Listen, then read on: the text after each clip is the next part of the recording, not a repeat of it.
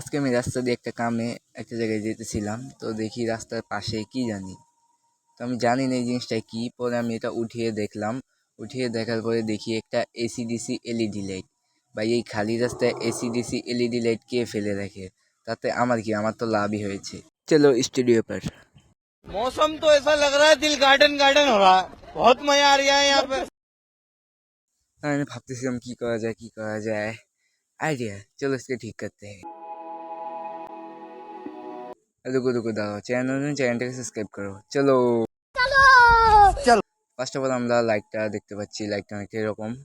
তো এটা ঢাকনাটা আমরা খুলে নেই। খুলে নেওয়ার পরে আমরা দেখতে পাচ্ছি এখানে তিনটা স্ক্রু খুলে নেই। খুলে নেওয়া শেষ। ও ভাই, এটার ভিতরে তো ব্যাটারি নেই। তো আমি আমার ব্যাটারি খাজানা থেকে একটা লিথিয়াম ব্যাটারি বেছে নেই। এখান থেকে আমরা এই ব্যাটারিটা ইউজ করছি 3.7 ভোল্টের একটি ব্যাটারি। তো আমরা ব্যাটারিটাকে এটার ভিতরে এখন সেট করব। চাপ দিয়ে কানেক্টর আছে, কানেক্টরের সাথে আমরা বসিয়ে দেব প্রথমে।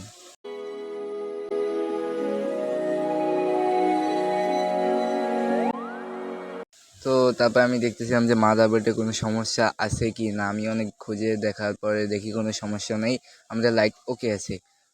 তো আমরা এখন তিনটা স্ক্রু দিয়ে লাইটটাকে টাইট করে দেই।